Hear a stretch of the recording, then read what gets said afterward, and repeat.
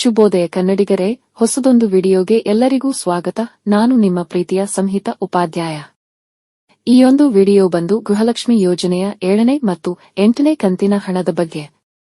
ಮಾನ್ಯ ವೀಕ್ಷಕರೇ, ಗೃಹಲಕ್ಷ್ಮಿ ಯೋಜನೆಯ 7ನೇ ಕಂತಿನ ಹಣವು ಫಲಾನುಭವಿಗಳ ಖಾತೆಗಳಿಗೆ ಜಮೆಯಾಗಲು ಸ್ವಲ್ಪ ವಿಳಂಬವಾಗುತ್ತಿದ್ದು, ಮುಂದಿನ 2 ವಾರದೊಳಗೆ ಮಿಕ್ಕಿರುವ ಎಲ್ಲಾ ಖಾತೆಗಳಿಗೆ ಜಮೆಯಾಗಲಿದೆ. ಇನ್ನು ಗೃಹಲಕ್ಷ್ಮಿ ಯೋಜನೆಯ 8ನೇ ಕಂತಿನ ಹಣವು ಇನ್ನೂ ಸಹ ಯಾರ ಖಾತೆಗೂ ಬರಲಿಲ್ಲ. ಕಾರಣ ಇನ್ನೂ ಸಹ ಸರ್ಕಾರದ ಕಡೆಯಿಂದ ಜಮಾವಣೆ ಪ್ರಕ್ರಿಯೆ ಆರಂಭವಾಗಲಿಲ್ಲ.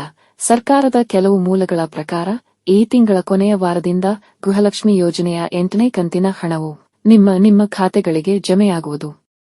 ಇನ್ನು ಜೊತೆಗೆ ಎಂದಿನಂತೆ ಗೃಹಲಕ್ಷ್ಮಿ ಯೋಜನೆಯ ಹಣದ ಬಗ್ಗೆ ನೀವು ಕೇಳಿದ ಕೆಲವೊಂದು ನಿಮ್ಮ ಪ್ರಶ್ನೆಗಳಿಗೆ ಉತ್ತರಿಸುವ ಪ್ರಯತ್ನವನ್ನು ಈ ಒಂದು ವಿಡಿಯೋನಲ್ಲಿ ಮಾಡುತ್ತೇನೆ. ವೀಕ್ಷಕರೇ, ಈ ಹಿಂದೆಯೂ ನಿಮ್ಮ ಪ್ರಶ್ನೆಗಳಿಗೆ ಉತ್ತರಿಸಿದ್ದೇನೆ. ಬಟ್ ಖಂಡಿತವಾಗಿಯೂ ಗೃಹಲಕ್ಷ್ಮಿ ಯೋಜನೆಯ ಬಗ್ಗೆ ಎಲ್ಲರಲ್ಲೂ ಸಹ ಗೊಂದಲಗಳಿವೆ. ಆದುದರಿಂದ ಈ ವಿಡಿಯೋನಲ್ಲಿ ಇನ್ನಷ್ಟು ಪ್ರಶ್ನೆಗಳಿಗೆ ಉತ್ತರಿಸುವ ಪ್ರಯತ್ನ. ಮಾನ್ಯ ವೀಕ್ಷಕರೇ, ನೀವು ಕೇಳಿದ ಕೆಲವೊಂದು ಪ್ರಶ್ನೆಗಳಿಗೆ ಉತ್ತರ. ಮೊದಲನೇ ಪ್ರಶ್ನೆ, ಗೃಹಲಕ್ಷ್ಮಿ ಯೋಜನೆಯ ಹಣ ಜಮೆಯಾಗುವ ಅಕೌಂಟ್ನಲ್ಲಿ ಡೆಪಾಸಿಟ್ ಇಡಬಹುದಾ ಅಥವಾ ಡೆಪಾಸಿಟ್ ಇಟ್ರೆ ಗೃಹಲಕ್ಷ್ಮಿ ಯೋಜನೆಯ ಹಣ ಬರಲ್ವಾ ಅಂತ? ಈ ಪ್ರಶ್ನೆಗೆ ಉತ್ತರವನ್ನು ನನ್ನ ಹಿಂದಿನ ವಿಡಿಯೋನಲ್ಲಿ ನಾನು ಹೇಳಿದ್ದೇನೆ. ಬಟ್ ಇಲ್ಲಿ ಇನ್ನೊಮ್ಮೆ ಹೇಳ್ತೀನಿ ವೀಕ್ಷಕರೇ, ಖಂಡಿತವಾಗಿಯೂ ಇಲ್ಲ. ನಿಮ್ಮ ಬ್ಯಾಂಕ್ ಖಾತೆಯಲ್ಲಿ ಹಣವಿದ್ರೆ ಯಾವುದೇ ತೊಂದರೆ ಇಲ್ಲ. ಕಾರಣ ಸರ್ಕಾರದ ಕಡೆಯಿಂದ ಇದಕ್ಕೆ ಯಾವುದೇ ರೀತಿಯಲ್ಲಿ ನಿರ್ಬಂಧ ಇಲ್ಲ. ಬಟ್ ಗೃಹಲಕ್ಷ್ಮಿ ಯೋಜನೆಯ ಫಲಾನುಭವಿಗಳ ರಿಜೆಕ್ಟೆಡ್ ಲಿಸ್ಟ್ನಲ್ಲಿನ ಕೆಲವೊಂದು ಮನೆಯೊಡತಿರ ಆದಾಯವು ಬಹಳ ಹೆಚ್ಚಿದ್ದು, ಭವಿಷ್ಯ ಅದುವೇ ರಿಜೆಕ್ಟೆಡ್ ಲಿಸ್ಟ್ನಲ್ಲಿ ಬರಲು ಕಾರಣವಾಗಿರಬಹುದೋ ಎಂಬ ಸಂಶಯ ಎಲ್ಲರಲ್ಲೂ ಇದೆ. ಆದ್ದರಿಂದ ನಾನು ನಿಮಗೆ ನೀಡುವ ಸಲಹೆ, ನಿಮ್ಮ ಗೃಹಲಕ್ಷ್ಮಿ ಯೋಜನೆಯ ಖಾತೆಯಲ್ಲಿ 50,000 ಅಥವಾ 1 ಲಕ್ಷ ಮೇಲ್ಪಟ್ಟು ಡೆಪಾಸಿಟ್ ಇಡಬೇಡಿ. ಎರಡನೆಯ ಪ್ರಶ್ನೆ, ಗೃಹಲಕ್ಷ್ಮಿ ಯೋಜನೆಯ ಖಾತೆಯನ್ನು ಚೇಂಜ್ ಮಾಡಬಹುದಾ ಅಂತ? ಖಂಡಿತವಾಗಿ ಮಾಡಬಹುದು. ಪುನಃ ಅರ್ಜಿ ಸಲ್ಲಿಸುವ ಸಲುವಾಗಿ ಬ್ಯಾಂಕ್ ಖಾತೆಯನ್ನು ಬದಲಿಸಬಹುದು. ಬಟ್ ಅಪ್ಡೇಟ್ ಮಾಡುವ ಬ್ಯಾಂಕ್ ಖಾತೆಯು ಮನೆಯೊಡತಿಯದಾಗಿರಬೇಕು. ಮೂರನೆಯ ಪ್ರಶ್ನೆ, 8ನೇ ಕಂತಿನ ಹಣ ಯಾವಾಗ ಬರುತ್ತೆ? ಇದಕ್ಕೆ ಉತ್ತರ ವಿಡಿಯೋ ಆರಂಭದಲ್ಲೇ ಹೇಳಿದ್ದೇನೆ. ನಾಲ್ಕನೇ ಪ್ರಶ್ನೆ, ಗೃಹಲಕ್ಷ್ಮಿ ಯೋಜನೆಯ 4ನೇ ಮತ್ತು 5ನೇ ಮತ್ತು 6ನೇ ಕಂತಿನ ಹಣ ಇನ್ನೂ ಸಹ ಬರಲಿಲ್ಲ ಅಂತ. ಇದಕ್ಕೆ ಇರುವ ಉತ್ತರ ನಾನು ಈ ಮೊದಲೇ ಹೇಳಿರುವೆ ನನ್ನ ಹಿಂದಿನ ವಿಡಿಯೋನಲ್ಲಿ. ಆದರೂ ಸಹ ಪುನಃ ಹೇಳ್ತೀನಿ, ಯಾರಿಗೆಲ್ಲ 4 ಅಥವಾ 5ನೇ ಅಥವಾ 6ನೇ ಕಂತಿನ ಹಣ ಇನ್ನೂ ಸಹ ಬರಲಿಲ್ಲವೋ ನೀವು ನಿಮ್ಮ ಬ್ಯಾಂಕ್ ಖಾತೆಗಳಿಗೆ ಎನ್ಪಿಸಿಐ ಸೀಡಿಂಗ್ ಮಾಡಿಸಿಕೊಳ್ಳಿ. ಇದಕ್ಕೆ ನೀವು ನಿಮ್ಮ ಬ್ಯಾಂಕ್ಗೆ ಹೋಗಿ ಅಲ್ಲಿರುವ ಅಧಿಕಾರಿಗಳಿಗೆ ಹೇಳಿದರೆ ಸಾಕು, ಅವರು ಮಾಡಿಕೊಡುವರು. ಜೊತೆಗೆ ನಿಮ್ಮ ಆಧಾರ್ ಕಾರ್ಡ್ ಅನ್ನು ಸಹ ತೆಗೆದುಕೊಂಡು ಹೋಗಿ. 5ನೇ ಪ್ರಶ್ನೆ, ನನಗೆ 5 ಮತ್ತು 6ನೇ ಮತ್ತು 7ನೇ ಕಂತಿನ ಹಣ ಬರಲಿಲ್ಲ.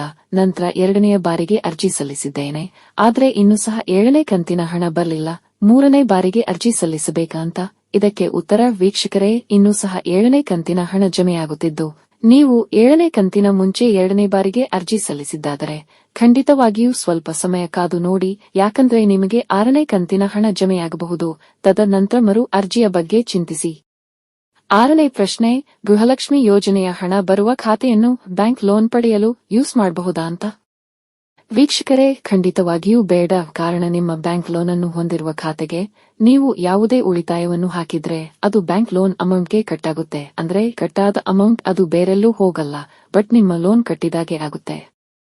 7ನೇ ಪ್ರಶ್ನೆ, ಗೃಹಲಕ್ಷ್ಮಿ ಯೋಜನೆಯ ಬ್ಯಾಂಕ್ ಖಾತೆಯನ್ನು ಗ್ರಾಮೀಣ ಸಂಘ ಸಂಸ್ಥೆಗಳಿಗೆ ಯೂಸ್ ಮಾಡಬಹುದಾ ಅಂತ?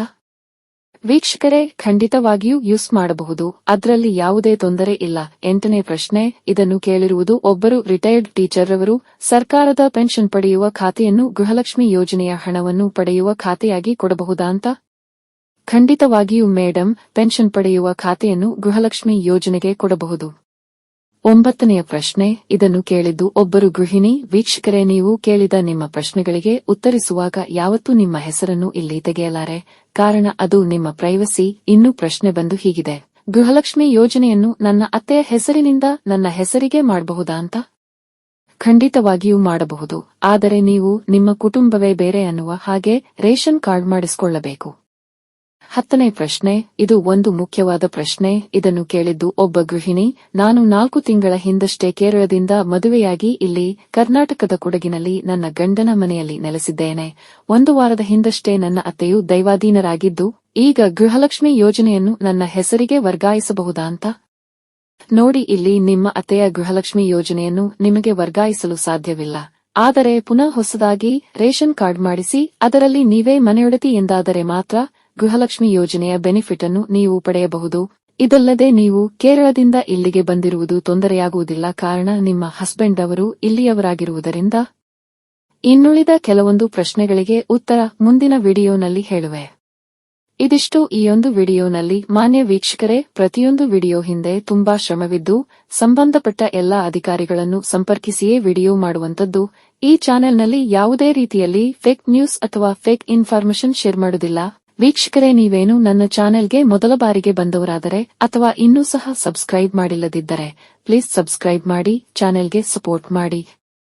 ಧನ್ಯವಾದಗಳು. ಜೈ ಕರ್ನಾಟಕ ಮಾತೆ ಕನ್ನಡಾಂಬೆಗೆ ಜಯವಾಗಲಿ.